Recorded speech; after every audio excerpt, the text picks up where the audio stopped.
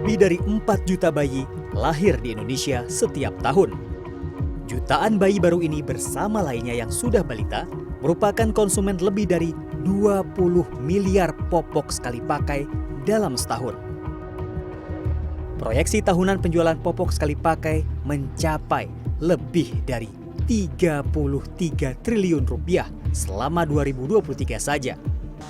Dampaknya, sampah popok menumpuk bahkan tercecer ke saluran air, sungai, dan laut.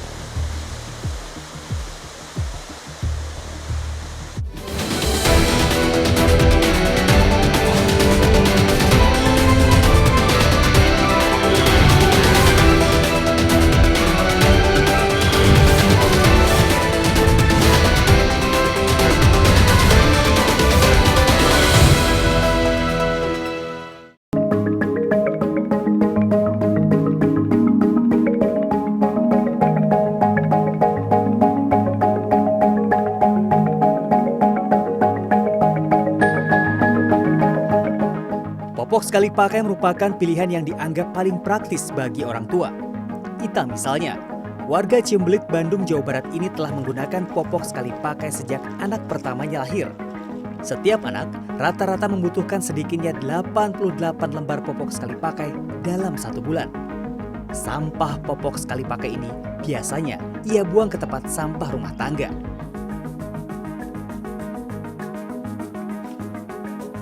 Sudah dari anak yang nomor 1 lahir tahun 2004. Ya karena nggak ribet, terus maksudnya tinggal buang gitu. Kalau pergi-pergian gitu kan, kalau misalnya pakai yang ada yang bisa dicuci gini ya gitu kan. Kalau pergi-pergian susah ya, repot ya. Jadi pakai yang sekali pakai. Tapi kalau di rumah ya kadang sebisa mungkin dikurangin juga gitu pakai pampersnya. Ya lebih simpel gitu kalau pergi-pergian gitu pampangnya. Kalau pemakaiannya kira-kira berapa sih dalam 1 hari atau 1 minggu yang dipakai itu? Saya kalau pakai dalam 1 bulan beli yang isi 44 dua kali yang isi 44-nya dua kali gitu.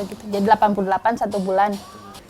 Langsung digulung aja, langsung dibuang ke tempat sampah. Nanti seminggu sekali atau seminggu 2 kali dibuang ke tempat sampahnya. Langsung ke TPS ini tempatnya.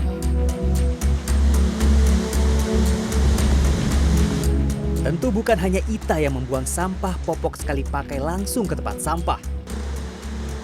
Menurut Ketua Rukun Tetangga di Kampung Cibarani, Bandung, Jawa Barat, Ukman, dan relawan pemuda Cibarani, Erlan, satu-satunya pilihan tempat membuang popok adalah tempat sampah, termasuk tempat sampah liar dan bantaran sungai.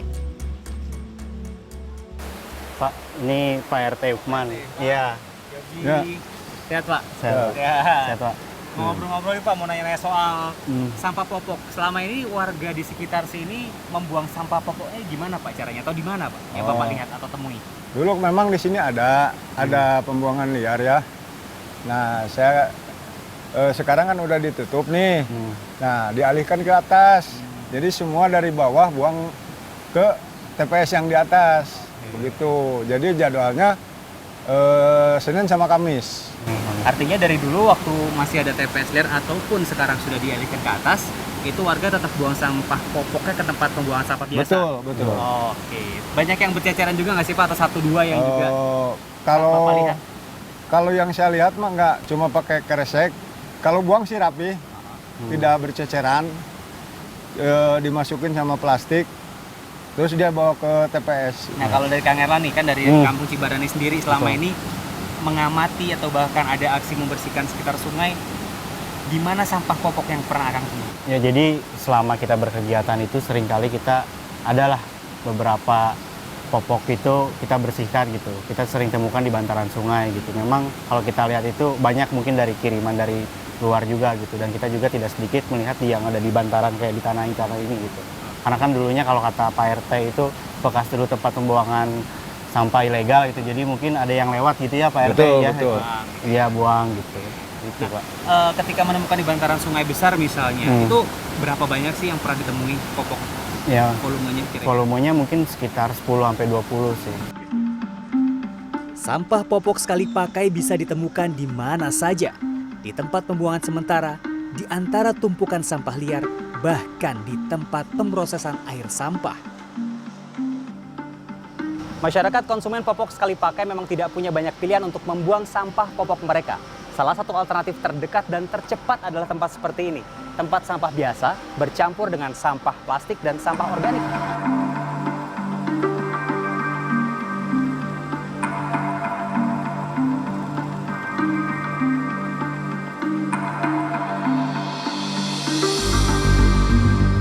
Sampah popok termasuk kategori sampah residu atau sisa sampah yang tidak bisa diolah. Sampah popok juga bukan merupakan sampah prioritas untuk diolah. Sebetulnya kalau sampah popok itu kita kategorikan sebagai sampah residu ya. Sehingga memang tantangannya adalah tidak ada offtaker yang mengelola itu begitu ya. Mungkin baru 1-2 lah yang bisa mengolah itu, dan harapannya masyarakat bisa melakukan pemilahan sebelum masuk ke TPS ini, walaupun itu dikategorikan residu, tapi dibersihkan dulu lah gitu ya. Mungkin lebih ke sisi etika pembuangan sampah residunya gitu kan. Ya mohon maaf kalau misalkan ada kotorannya di sana gitu, kotoran manusia seperti itu. Itu yang diperbolehkan masuk ke TPS gitu kan. Karena kebijakan pemerintah Kota Bandung saat ini masih menyasar ke sampah organik. Karena itu yang hampir 45%, 50% dominan sampah kita itu sampah organik. Jadi itu dulu yang kita kejar. Sampah popok tadi karena memang residu kita buang dan kita proses di tempat pembuangan akhir seperti itu. Sampah popok sekali pakai tidak hanya ditemukan menumpuk di lokasi pembuangan sampah resmi. Tidak sedikit sampah popok yang tercecer atau bahkan dibuang sembarangan.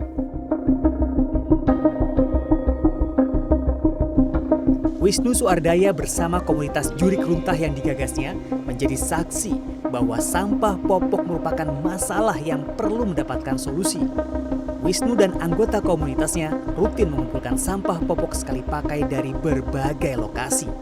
Di satu lokasi saja, Wisnu menemukan tidak hanya 1, 2, atau 3, namun banyak sampah popok. Paling banyak sampah pempes di mana-mana itu. Ya contohnya ya seperti tadi yang waktu pengambilan di tempat titik sampah liar. Pinggir-pinggir jalan, hampir tiap pinggir jalan ada itu pempes yang dibuang dari mobil langsung gitu. Kenapa dinamakan Jurik Runtah? Karena ada filosofi bahasa Sunda, seserem-serem na jurig, belum lihat can ningali jurig micin runtah. Nah saya kalau di bahasa Indonesia kan seseram-seramnya hantu, saya belum lihat hantu buang sampah sembarangan. Gitu. Jadi yang buang sampah sembarangan itu lebih seram daripada hantu. Gitu.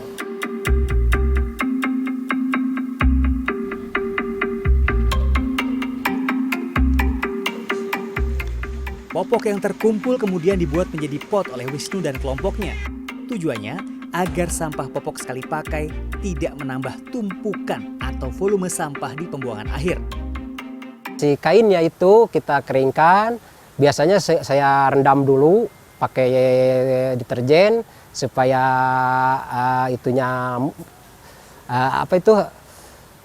kalau istilah kita itu apalah virus E. coli-nya mati gitu ya, supaya mati. Nah setelah itu baru kita jemur, udah kering, kita sambung-sambungkan dan kita bikin pot.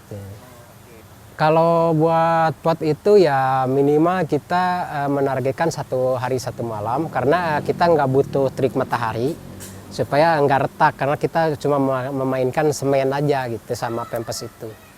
Saya bukan jualan potnya, terutama saya berikan ilmunya untuk bikin pot supaya di tiap daerah itu banyak yang bisa membuat pot. Beliau itu mengurangi volume sampah.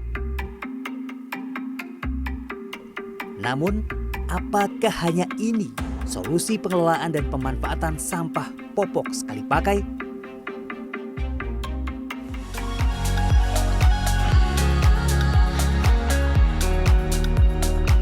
Sehingga kami di challenge mungkin nggak pakai material popok bekas, walaupun dari industri yang masih bersih.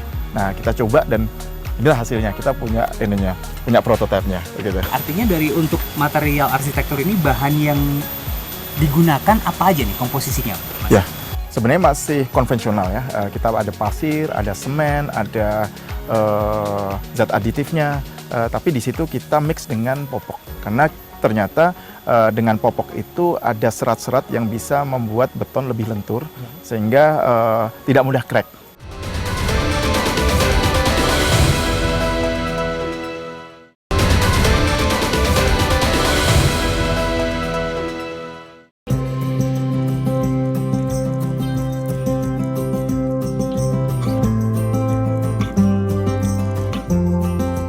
Pengelolaan sampah popok sekali pakai tidak bisa dilakukan tanpa peran konsumen.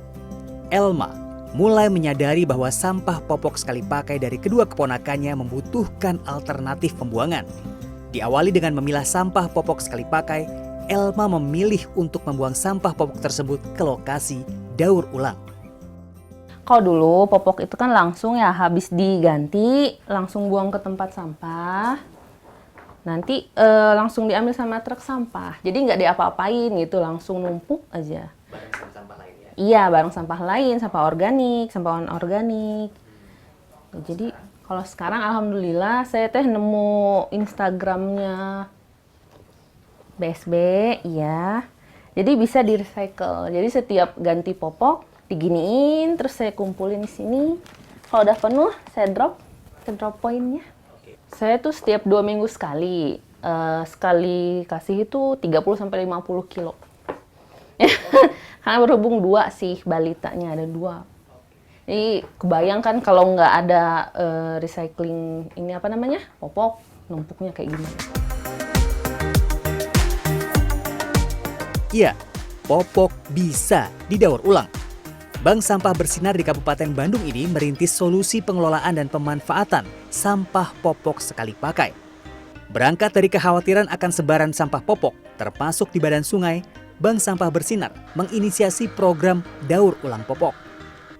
Ribuan keluarga di sekitar kota dan Kabupaten Bandung telah menjadi nasabah Bank Sampah Bersinar dan menyumbangkan sampah popok sekali pakai untuk dimanfaatkan ulang. Karena popok itu salah satu masalah yang paling banyak di sungai. Nah, posisi kita ini Bank Sampah Bersinar ini kan dekat Sungai Citarum ya. Dan tahun 2020 saya pernah melakukan clean up di Citarum. Dalam waktu 2 jam aja kita bisa mengumpulkan lebih dari 2 ton sampah popok bayi. Dan setelah kita riset lagi, ternyata kan angka pertumbuhan penduduk di Indonesia, angka kelahirannya ini tinggi sekali ya. Bisa lebih dari 10 juta bayi setiap tahunnya. Sehingga rasanya kita perlu mencari solusi nih, walaupun kecil-kecil, at least ternyata ada loh solusinya gitu untuk pengolahan sampah popok bayi ini. Kalau kita bicara ini pengolahan sampah atau limbah popok bayi, menjadi apa dan bagaimana prosesnya? Nah, nanti kita lihat di sebelah sana. Jadi ini mesinnya semua kita buat sendiri, kita create sendiri. Sebenarnya ini prototipe kita yang kedua. Sampah popok bayi itu pertama kita ini dari datang ya, dari datang. Ini nanti akan masuk ke mesin pemilahan. Jadi lewat mesin ini otomatis terpilah antara plastik covernya dan SAP gel yang ada di dalamnya dan fiber yang ada di dalamnya. Gitu. Nah, ini nanti langsung turun, bisa dilihat ya di sini. Nah, dari sini nanti dia akan masuk ke reaktor. Ke reaktor ini ya? Iya. Kenapa harus masuk ke reaktor? Karena kita harus matiin tuh bakteri-bakterinya gitu. Jadi kita make sure produk yang kita hasilkan nanti tidak ada bakteri, E. coli dan sebagainya. Dan semua ini sudah di riset di laboratorium, hasilnya tuh bersih, tidak ada bakteri-bakteri yang berbahaya seperti E. coli dan sebagainya. Nah, ini juga kita sudah riset suhunya berapa lama pemanasannya supaya seratnya tidak rusak. Gitu, karena kita juga mau kejar serat yang ada di dalam popok bayi.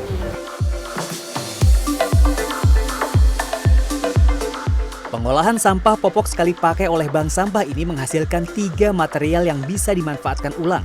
Ketiga material tersebut adalah plastik, SAP atau polimer penyerap super, dan fiber atau serat. Ketiganya dapat dimanfaatkan kembali, bahkan memiliki nilai ekonomi yang lebih baik. Material-material tersebut dapat dimanfaatkan menjadi bahan bakar briket berkalori tinggi, penutrisi tanah dan media tanam, serta material dekorasi interior premium dengan pasar ekspor. Oke Kak Fede, tadi kan sudah dijelaskan nih bahwa popok ini bisa menjadi bahan baku potensial ketika dikelola. Nah, jadi apa aja nih? Ya, yang pertama itu kan ada plastik covernya kan.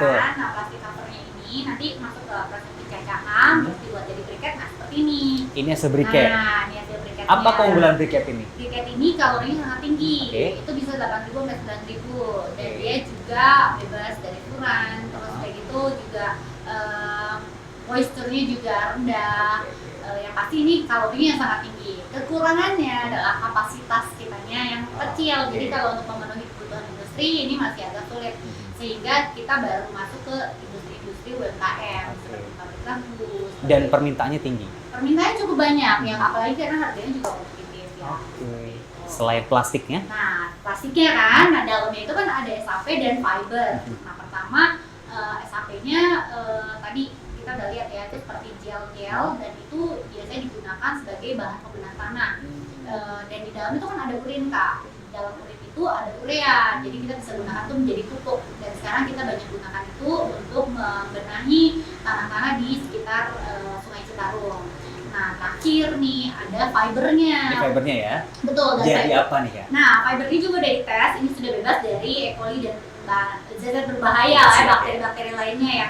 Kita mungkin jijik karena itu dari popok ya. Nah, ini kita supply ke pabrik untuk Indonesia untuk membuat bahan baku fiber cement seperti Oke, ini. Nah, ini biasanya digunakan untuk apa? Nah, ini ada namanya ya, ini buat plafon, kalau ini untuk deck indoor. Ini untuk interior rumah nih. Betul, jadi untuk dekoratif lah ya, kalau buat di rumah atau pinggiran kolam renang. Jadi seperti kayu, tapi kuat, bebas rayap, dan juga ringan juga. Dan ini permintaannya sangat tinggi, bahkan diekspor juga kan. Walaupun harganya bersaing dan mahal nih kayak. Iya, termasuk barang mewah ya untuk betul, interior ya. betul. Kalau bisa jadi dari popok, fibernya bisa menjadi bahan baku. Betul.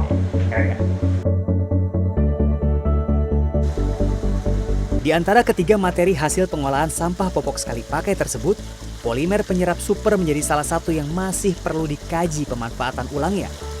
Peneliti senior di Loka Teknologi Bersih Badan Riset dan Inovasi Nasional, Neni Sintawardani, telah melakukan riset panjang terhadap materi ini. Potensi terbaiknya, bahan ini bisa dimanfaatkan sebagai sumber energi dalam konsep ekonomi sirkular. Kami sekarang meneliti bagaimana sebetulnya memecah bahan penyerap itu yang sudah menyerap, itu bisa dipecah sehingga air cairan limbahnya ini keluar, yang bahan penyerap mungkin menggumpal dan kemudian serat lebih mudah kita pisahkan.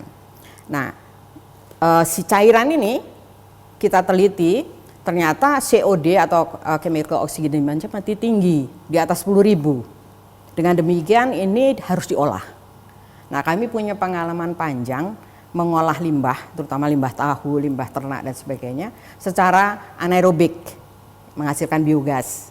Nah, kami sedang meneliti sejauh mana efektivitas ini untuk diolah menjadi biogas. Dengan demikian kita bisa reduksi limbahnya 90%, lebih aman air limbahnya nanti untuk dipakai kembali atau di ini. Nah, gasnya bisa kita pakai untuk proses pemanasan. Kalau yang di bank sampah itu mereka membutuhkan pemanasan, kita dalam konsep kita itu sebagai energi mereka. Jadi itu sirkulasi, ya sirkular ekonomi lah yang kita harapkan.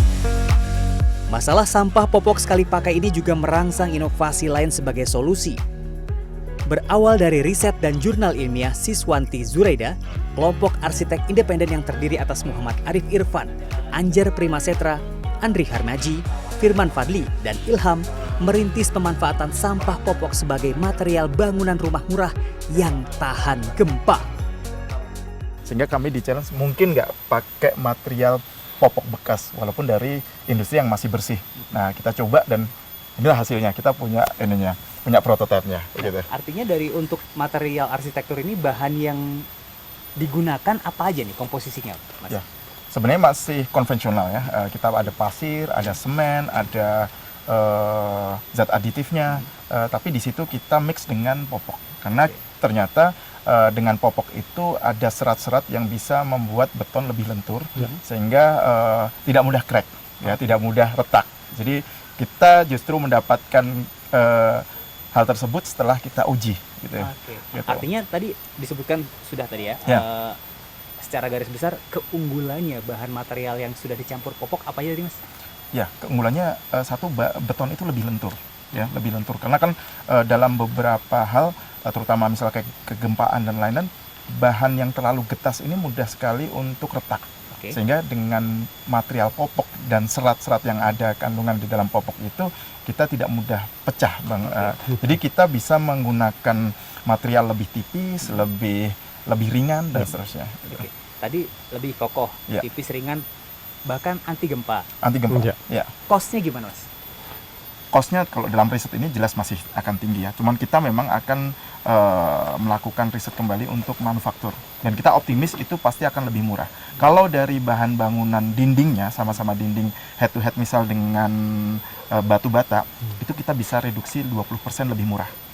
20%, sekitar 20% lebih murah. Dengan teknologi sederhana, artinya tukang juga yang konvensional, teknologi cetaknya juga sederhana, dan kita juga punya jalur targetnya adalah ke manufaktur. Ini bisa direkayasa sedemikian rupa untuk manufaktur advance begitu. Jadi kita bisa dengan teknologi sederhana, artinya ini bisa diaplikasikan di rumah tinggal sederhana, dan juga bisa dengan manufaktur yang teknologi tinggi. Dan gitu. sudah dikatakan ini cocok untuk tropis ya, Mas? Betul. Ya, sudah. Betul. Cocok. Hujan, panas, betul. aman ya? Betul, aman. Satu lagi, Mas. Jadi di dalam dinding ini kan dindingnya double layer ya, 2 lapis. Di tengahnya itu kan masih ada space. Nah, space ini bisa kita isi dengan insulasi. Jadi insulasi itu untuk menambah dari kedap suara dan juga untuk masalah thermal ya. Jadi di dalam ruangan jadi lebih dingin ya. Kita lebih sejuk, lebih nyaman lah sih. Ya. Apa aja sih, Mas, yang dipakai ini? Ya, ini yang jelas popok ya, popok. Cuman di sini kita pakai popok bersih tadi, seperti yang di industri kan ada sisa-sisa reject yang yang memang masih bersih. Nanti secara manual dipotongin seperti ini, karena memang kita nggak perlu teknologi advance lah untuk pencacahan. Dan ini semua bagian popok dipakai? Semua bagian popok dipakai, ya, kecuali bungkusnya ya. Kalau ada bungkus, kecuali bungkusnya. Jadi semua bagian popok dipakai. Terus kedua ada material pasir dan semen, jadi itu mudah sekali kan kita jumpai sehari-hari material tersebut. Nah, satu lagi adalah zat aditif aja yang agar lebih cepat kering, karena kita nggak mungkin satu cetakan nunggu terlalu lama, kita pakai zat aditif untuk proses keringnya. Dan oli bekas biasanya, oli bekas kita oleskan agar nanti mudah lepas dari alat pencetaknya. Ini tuh ukuran 60 kali 60. 60 ya. Jadi satu cetakan ini cukup tipis, hanya 1 cm ya. Hanya 1 cm. Nah, dan 1 cm ini udah kuat, cukup kuat. Ya, walaupun nanti kita baru ada pengembangan teknologi lagi agar ada material-material pendukung agar lebih lebih kuat lagi lah gitu ya. Nah, ini hanya dengan bisa dijumpai alat pencetak ini untuk dibikin di toko di workshop. Tukang las lah, workshop di tukang las bisa secara manual. Tambahan ini setelah diaduk, dicetak, tidak dibakar, Mas. Jadi kita menunggu kering dalam 2 hari, itu sudah langsung jadi materialnya. Jadi kalau ini ditanyakan apakah low carbon, jawabannya low carbon, karena tidak ada proses pembakaran. Gitu. Gagasan inovasi untuk sampah popok yang mulai dirintis dalam skala kecil ini menunjukkan bahwa masih ada harapan untuk mengelola sampah popok sekali pakai. Peluang itu bagaimana memperkenalkan ini lebih jauh lagi, bahwa ini adalah sesuatu yang dapat mengurangi biaya bagi pembangunan juga. Itu yang pertama. Yang kedua, di saat kita membangun rumah seperti ini, kita bisa membangunnya juga menggunakan teknologi lokal ya. Jadi teknologinya tidak rumit. Terus juga masyarakat sekitar juga ikut bisa terlibat. Itu yang paling penting kan. Jadi ada social equity, terus ada juga kita juga mendukung ramah terhadap lingkungan, dan ada pertumbuhan ekonomi. Itu yang saya tunggu sebenarnya dari komersialisasi. Pengelolaan sampah popok perlu dilakukan dari hulu ke hilir, melibatkan produsen, konsumen, masyarakat, industri, dan pemerintah agar risiko sampah popok dapat direduksi dan ditanggulangi. Sebagai sampah residu, popok sekali pakai sebenarnya masih memiliki kesempatan kedua untuk memberi manfaat juga nilai ekonomi. Rumah dengan material popok sekali pakai ini misalnya merupakan satu dari banyak inovasi yang dibutuhkan sebagai solusi sampah popok tidak hanya untuk Indonesia, tapi juga dunia.